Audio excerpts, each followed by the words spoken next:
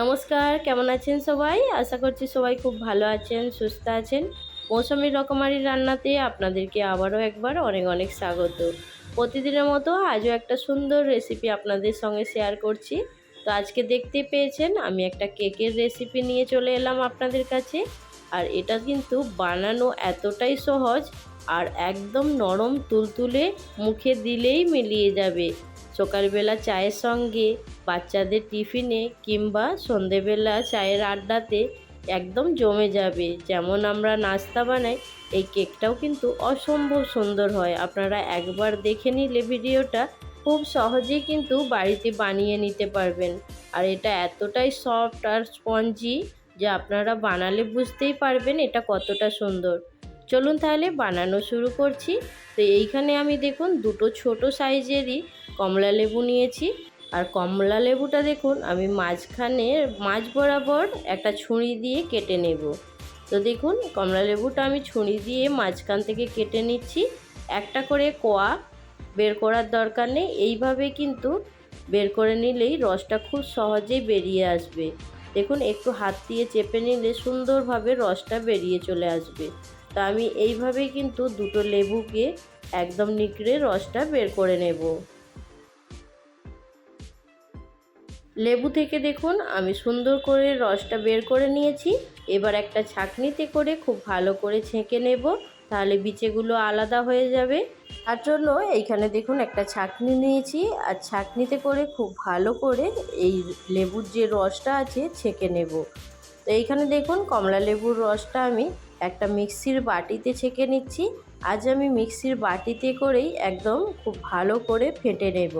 তো দেখুন এখানে লেবুর রসটা আমি নিয়ে নিয়েছি। এবার এর মধ্যে দিয়ে দেব পরিমাণ মতো টক দই। আর এইখানে দেখুন আমি একটা বাটির মেজারমেন্ট হিসেবেই কিন্তু সমস্ত কিছু নেব।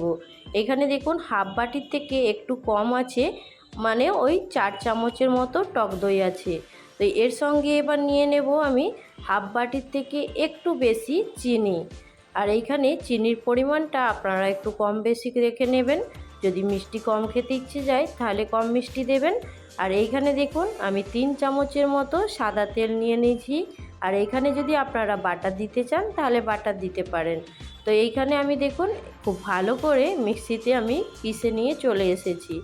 এইখানে আমার এটা খুব ভালো করে একদম ফেটানো হয়ে গেছে। এবার একটা পাত্রের মধ্যে ঢেলে নেব। তো এইখানে দেখুন পাত্রের মধ্যে ঢেলে নিচ্ছি। আর এইখানে কালারটাও কিন্তু খুব সুন্দর এসেছে অরেঞ্জের। এইবার এইখানে নেব 1 বাটি ভর্তি করে ময়দা। আর সেই জন্যেই আমি বাটির মেজারমেন্ট হিসেবেই আপনাদেরকে বলেছিলাম সমস্ত কিছু নেব। যদি 1 বাটি ময়দা নেন তাহলে সমস্ত কিছু হাফ করে নেবেন। আর এইখানে তেলের পরিমাণটা অল্প করে দেবেন, খুব বেশি তেল লাগবে না, সেই জন্য অল্প পরিমাণে রাখলেই হবে। এবার কেক বানানোর জন্য যেটা সবথেকে বেশি দরকার, এইখানে দেখুন আমি 1 চামচ ভর্তি করে নিয়েছি বেকিং পাউডার। আর এইখানে বেকিং সোডা দিতে হবে না, বেকিং পাউডার দিলেই হবে, যেহেতু এখানে টক দই আছে। তো এবার দেখুন খুব ভালো করে এটা একই ডাইরেকশানে মিশিয়ে নেব। তো একইভাবে দেখুন ঘোরাতে ঘোরাতে আমি একদম সুন্দর করে একটা ব্যাটার বানিয়ে নেব।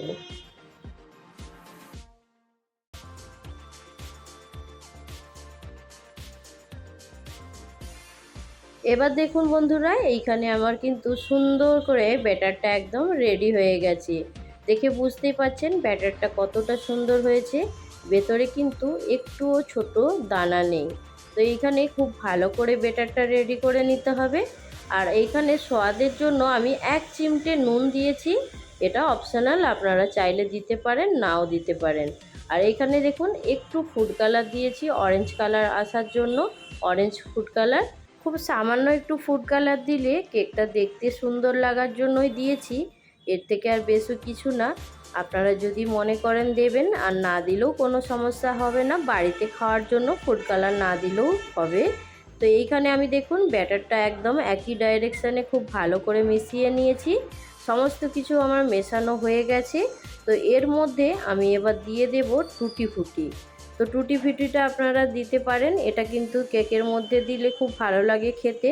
সেই জন্য আমি এইখানে দেখুন টুটি ফুটি নিয়েছি। আর টুটি ফুটিতে একটু অল্প করে ময়দা মিশিয়ে নিলাম। দেওয়ার পরে এই কেকের ব্যাটারে দিয়ে দেব। তাহলে কেকের নিচের দিকে টুটি ফুটিগুলো চলে যাবে না, মাঝখানেও থাকবে আর খেতেও ভালো লাগবে মুখের মধ্যে আসলে। দেখুন এইখানে আমি টুটি ফুটিগুলো সুন্দর করে দিয়ে দিলাম। এবার খুব ভালো করে আরও একবার মিশিয়ে নেব। এইখানে আমার কেকের ব্যাটার একদম রেডি হয়ে গেছে। তো এইখানে কেক বানানোর জন্য আমি একটা ছোট পাত্র নিয়েছি। বাড়িতে যে কোনো পাত্র থাকলে তাতেই কিন্তু বানিয়ে নিতে পারবেন। এরকম কিছু না যে কেকের মোল্ড ছাড়াই বানানো যাবে না। আর এইখানে দেখুন আমি অল্প পরিমাণে সাদা তেল নিয়েছি, নিয়ে খুব ভালো করে চারপাশে লাগিয়ে নিচ্ছি।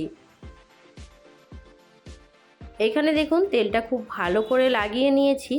এবার আমি 1 চামচের মতো ময়দা নিয়েছি, আর দেখুন চারপাশে খুব ভালো করে কোট করে নিচ্ছি। আর এই ময়দাটা দিয়ে কোট করে নিলে কেকটা কিন্তু খুব সহজেই বেরিয়ে আসবে। যখন বেক হয়ে যাবে তখন আর কোনো রকম অসুবিধে হবে না। আর আপনাদের কাছে যদি বাটার পেপার থাকে, বাটার পেপার দিয়ে দিতে পারেন, তাহলে তাতেও কোনো সমস্যা হবে না। এখানে দেখুন আমার সমস্ত কিছু হয়ে যাওয়ার পরে আমি এবারে কেকের ব্যাটারটা এর মধ্যে দিয়ে দেব।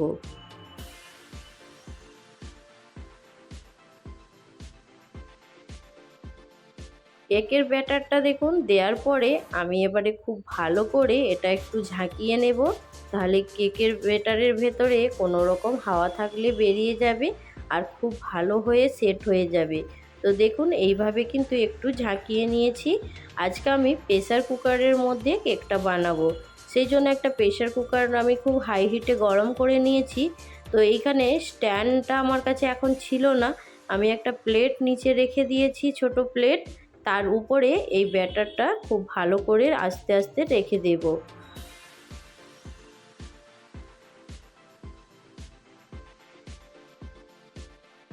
কেকের ব্যাটারটা দেখুন সুন্দর করে আমি কুকারের মধ্যে দিয়ে দিয়েছি। এবারে কুকারের যে বেলটা আছে সেই বেল্ট আর সিটিটা আমি খুলে নেব। তারপরে ঢাকনাটা ঢাকা দিয়ে দেব।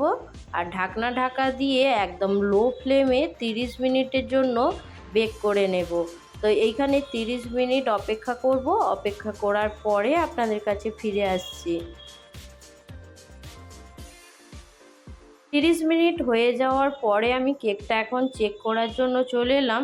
আর এইখানে দেখতে পেয়েছেন কেকটা কত সুন্দর ফুলে গেছে, আর দেখে সত্যিই খুব সুন্দর লাগছিল।